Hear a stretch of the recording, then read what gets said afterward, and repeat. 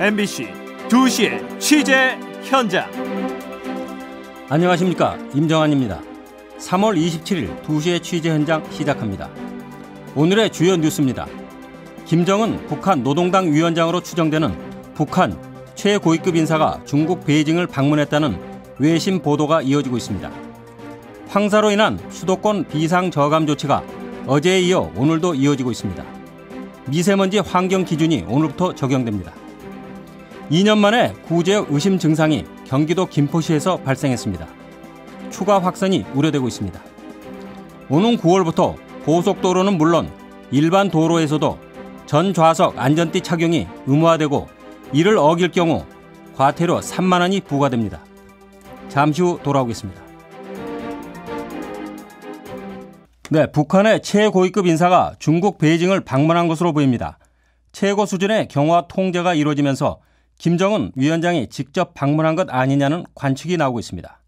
국제부 연결해 알아보겠습니다. 신정현 기자. 네. 지금 중국 베이징의 상황이 긴박하게 돌아가고 있는 것 같은데요. 최고위급 전용인 북한 1호 열차가 어제 베이징에 도착했죠? 네, 북중 접경 지역을 통과한 특별 열차가 어제 오후 3시쯤 무장경찰의 삼엄한 경비 속에 베이징역에 도착했습니다. 해당 열차는 2011년 김정일 북한 국방위원장이 중국을 방문했을 때 탔던 특별 열차와 매우 유사한 것으로 알려졌는데요. 네. 시내 도로가 전면 통제되는 등 이례적으로 경비태세가 삼엄해 북한 최고위급 인사가 온 것 아니냐는 관측이 나오고 있습니다. 베이징 인민대회당 주변에서는 주중 북한 대사관 번호판을 단 차량과 중국 측 호위 차량 행렬이 목격됐고 국빈 숙소인 자오위타위 주변엔 무장경찰이 대거 배치돼 언론의 접근까지 차단했습니다. 네, 이번 경계태세가 과거 김정일 국방위원장이 중국을 방문했을 때와 상당히 비슷합니다. 이를 두고 베이징 현지에서는 김정은 위원장이 방중했을 것이라는 관측이 나오고 있지 않습니까? 네, 외국 언론들은 김정은 위원장의 방중 가능성에 무게를 두는 분위기입니다. 블룸버그 통신은 익명의 소식통 3명을 인용해 김정은 위원장이 베이징을 깜짝 방문했다고 보도했고요. 홍콩 명보는 김정은 위원장으로 추정되는 사람이 중국 국가 지도자와 3시간가량 회담했다고 전했습니다. 한편에서는 김 위원장이 아니라면 여동생 김여정 당 중앙위 제1부부장일 것이라는 분석도 나옵니다. 그런데 정작 중국 당국은 사실 확인에 입을 다물고 있는데요. 중국 외교부 대변인은 정례 브리핑에서 전혀 아는 바가 없다고 답했습니다. 그동안 북한 최고 지도자가 방중했을 때를 보면 중국은 발표를 미뤘다가 모든 일정이 끝난 뒤에야 발표하곤 했는데 이번에도 그렇게 하지 않을까 예상됩니다. 네, 다음 달에 남북 정상회담, 5월에는 북미 정상회담이 추진 중인데요. 이 시점에 북한 최고급 인사가 중국을 방문한 목적에 대해서는 어떤 분석이 나오고 있나요? 네, 그동안 북한의 핵 개발로 북중 관계가 상당히 경색됐었는데요. 정상회담을 앞두고 북한이 관계 개선을 모색하는 것 아니냐는 얘기가 나옵니다. 사실 남한은 물론 미국과의 정상회담을 추진하는 북한으로선 유리한 협상 국면을 만들기 위해 중국의 협조가 필요합니다. 중국 역시 한반도 대화에서 중국이 소외되는 이른바 차이나 패싱을 우려해 접촉을 원했을 거라는 관측입니다. 네, 그런데 북한 최고위급의 방중 소식과 관련해 중국 당국이 언론과 인터넷까지 통제하고 있다면서요? 네, 어제 오후부터 중국 당국은 인터넷에서 방중 관련 글이나 사진이 올라오면 곧바로 삭제하고 있습니다. 김정은 북한 노동당 위원장 등을 칭하는 단어도 검색이 차단됐습니다. 관영 언론도 북한 최고위급의 방문과 관련해 어떤 보도도 하지 않고 있는데요. 다만 기존의 부정적 대북 보도가 모두 사라진 채 북중 우호 관계를 강조하는 기사가 늘고 있습니다. 지금까지 국제부에서 전해드렸습니다. 네, 신정현 기자였습니다. 더불어민주당과 자유한국당, 바른미래당은 오늘 국회 개헌안을 마련하기 위한 협상을 벌입니다. 우원식, 김성태, 김동철 원내대표는 정세균 국회의장의 주재로 오늘 오후 국회에서 만나 개헌안의 주요 쟁점에 대한 의견을 나눕니다. 협상 의제로는 권력구조 개편과 선거구제 개편, 권력기관 개혁, 개헌투표 시기 등이 다뤄집니다. 최악의 황사로 수도권 비상저감 조치가 어제에 이어 오늘도 발효 중입니다. 오늘부터는 강화된 미세먼지 환경 기준이 적용됩니다. 공윤선 기자가 보도합니다. 환경부는 오늘 오전 6시부터 밤 9시까지 서울과 인천, 경기도에서 미세먼지 비상 저감 조치를 시행한다고 밝혔습니다. 미세먼지 비상 저감 조치가 시행된 것은 지난해 12월 이후 6번째이며 이틀 연속 시행된 것은 지난 1월 17일과 18일 이후 이번이 2번째입니다. 비상 저감 조치는 입자지름이 2.5 마이크로미터인 미세먼지의 평균 농도가 이틀 연속 나쁨 수준인 세제곱미터당 50 마이크로그램 이상으로 예보될 때 발령됩니다. 비상 저감 조치가 발령됨에 따라 오늘도 수도권 행정기관의 차량 이부제와 서울의 공공기관 주차장 폐쇄 조치가 이뤄지고 있습니다. 이런 가운데 오늘부터는 미국과 일본 수준으로 강화된 미세먼지 환경 기준이 적용됩니다. 그동안은 입자지름이 2.5 마이크로미터 이하인 미세먼지의 일평균 환경 기준이 세제곱미터당 50 마이크로그램이었다면 바뀐 기준은 35 마이크로그램으로 기준이 강화된 겁니다. 환경 기준이 바뀌면서 미세먼지 예보 기준도 함께 강화돼 지난해 기준으로 나쁨 일수는 연간 57일로 종전보다 45일 늘어나고 매우 나쁨 일수도 이틀 정도 증가됩니다. 환경부는 환경 기준이 바뀜에 따라 수도권 비상 저감 조치의 실효성이 높아져 국내 미세먼지 배출량 감소가 유도될 수 있다고 설명했습니다. MBC 뉴스 공윤선입니다. 임정환 앵커가 진행하는 2시의 취재 현장 듣고 계신 지금 시각은 2시 7분, 서울지방 현재 기온은 19도입니다. 2년 만에 구제역 의심 증상이 발생했습니다. 국내 돼지 농가에서는 발병한 적이 없는 A형 바이러스로 확인돼 추가 확산이 우려되고 있습니다. 이기주 기자입니다.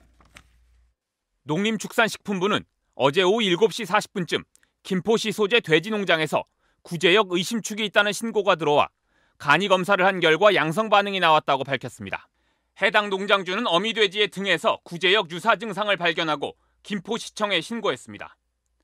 농식품부는 이에 따라 위기관리 단계를 관심에서 주의로 상향 조정하고 의심 신고 농가 주변 3km 이내 모든 우제류 사육 농가에 이동 제한 조치를 내렸습니다. 이번에 발생한 구제역은 A형 바이러스로 확인됐습니다. 국내에서 발생한 구제역 바이러스는 대부분 O형으로 A형은 지난 2010년 1월과 지난해 2월 연천 등의 젖소 농가에서만 발생했습니다. 돼지는 국내에서 A형 구제역이 발병한 사례가 없는 데다 대부분 국내 돼지 농가가 O형 백신만 접종한 상태여서 추가 확산 우려도 제기되고 있습니다. 농식품부는 긴급 브리핑을 열고 일단 초기 방역에 만전을 기해 더 이상 확산되지 않는 데 총력을 기울이겠다고 밝혔습니다. 구제역은 발굽이 2개인 소나 돼지 등의 입과 발굽 주변에 물집이 생기는 가축 급성 전염병이며 치사율은 최대 55%로 비교적 높은 편입니다. MBC 뉴스 이기주입니다. 오는 9월부터 고속도로는 물론 일반 도로에서도 전좌석 안전띠 착용이 의무화됩니다. 이를 어길 경우 과태료 3만 원이 부과됩니다. 황의준 기자입니다. 모든 도로에서 전좌석 안전띠 착용을 의무화하는 내용을 담은 도로교통법 개정안이 오늘 공포됐습니다. 6개월의 계도 기간을 거쳐 오는 9월 28일부터는 고속도로뿐 아니라 일반 도로에서도 앞좌석은 물론 뒷좌석 탑승자까지 모두 안전띠를 의무 착용해야 합니다. 이를 어기면 운전자에게 과태료 3만 원이 부과되고 13세 미만 어린이가 동승했을 땐 과태료가 6만 원까지 늘어나게 됩니다. 추가적으로 경찰은 택시와 고속 광역버스 같은 사업용 차량의 경우 운전자의 안내에도 승객이 안전띠를 매지 않았다면 운전자에게는 과태료를 부과하지 않는 쪽으로 관련 규칙을 개정하겠다고 밝혔습니다. 안전띠가 없는 시내버스엔 개정안이 적용되지 않습니다. 다만 입석 승객이 있는 광역버스의 경우 상대적으로 안전한 좌석 승객에게만 안전띠 의무가 적용돼 다소 혼란이 예상됩니다. 또 교통범칙금과 과태료를 체납한 운전자에게 국제운전면허증을 발급하지 않는 제도도 함께 시행됩니다. 자전거 운전자가 음주운전을 하다 적발될 경우 범칙금을 부과하는 규정도 신설됐습니다. 다만 일반 차량과 같이 음주운전을 일제 단속하는 방식이 아니라 자전거 동호회 등이 단체로 술을 마시는 편의점이나 식당 주변에서 발생하는 사고 등에 한해 단속할 예정이라고 경찰은 설명했습니다. MBC 뉴스 황희준입니다. 우리나라 국민들의 1인당 신용카드 발급 장수는 1.9장으로 주요국 평균 0.9장의 2배로 집계됐습니다. 한국은행이 2016년 자료를 비교 분석한 결과 우리나라 1인당 신용카드 이용 건수는 208건으로 주요국 평균 51건의 4배에 달했습니다. 이용 금액도 1,400달러로 주요국 평균 3,400달러의 3배가 넘습니다. 주식시황 삼성증권 신유리 씨가 전해드립니다. 네, 삼성증권입니다. 오늘 코스피는 미국과 중국의 무역전쟁 우려가 완화됨에 따라 미국 증시가 급등세를 보인 영향으로 상승 흐름을 이어가고 있습니다. 지난밤 뉴욕 증시는 미국과 중국 간의 무역전쟁 위기가 완화된 것 같다는 기대감 속에 전주의 급락세를 벗어나 가파르게 상승했습니다. 시가총액 상위 종목에서는 포스코와 현대모비스가 나란히 4% 넘게 오르고 있고 아모레퍼시픽과 LG생활건강 등 화장품 관련주들도 상승 흐름을 보이고 있습니다. 반면 삼성전자와 SK하이닉스는 1% 넘게 밀리는 가운데 업종별로는 운수장비, 철강금속업이 상승세를 이어가고 있습니다. 이 시각 현재 코스피는 어제보다 12.8포인트 상승한 2450.62포인트를, 코스닥 지수는 5.43포인트 오른 859.16포인트를 기록하고 있습니다. 지금까지 삼성증권이었습니다. 간추린 뉴스와 날씨 김수지 아나운서가 전해드리겠습니다. 강원랜드가 오늘부터 채용비리에 연루돼 업무에서 배제된 직원 226명에 대한 인사위원회를 열어 퇴출 여부를 결정하는 의결 절차에 들어갑니다. 강원랜드는 오늘 73명의 직원들을 시작으로 개별 대면 방식으로 사흘 동안 인사위원회에서 소명 기회를 준 뒤 30일쯤 퇴출을 의결할 계획입니다. 최전방에서 대북 확성기를 운용하는 국군 심리전단 단장을 지낸 현역 대령이 확성기 도입 사업 비리로 군 사법당국에 구속됐습니다. 국방부 보통군사법원은 지난 2016년 대북 확성기 도입 사업 당시 부하 직원들의 납품 비리를 알고도 묵인한 A 대령에 대해 배임과 직권 남용 혐의로 구속영장을 발부했습니다. GM본사가 한국GM노조의 자금난에 따른 부도 가능성을 언급하며 임금 및 단체 협상의 잠정 합의를 촉구했습니다. 날씨입니다. 오늘 미세먼지 농도는 어제보다 옅어졌지만 수도권을 포함한 전국 곳곳이 나쁨 수준을 보이고 있습니다. 미세먼지는 오후부터 차츰 옅어져 내일은 전 권역이 보통 수준을 회복하겠습니다. 오늘 최고 기온은 서울 18도 등 전국이 15에서 24도로 어제와 비슷하거나 조금 높겠습니다. 강원 동해안 지역에는 현재 건조 경보가 내려져 있습니다. 오늘 2시의 취재 현장 마칩니다. 감사합니다.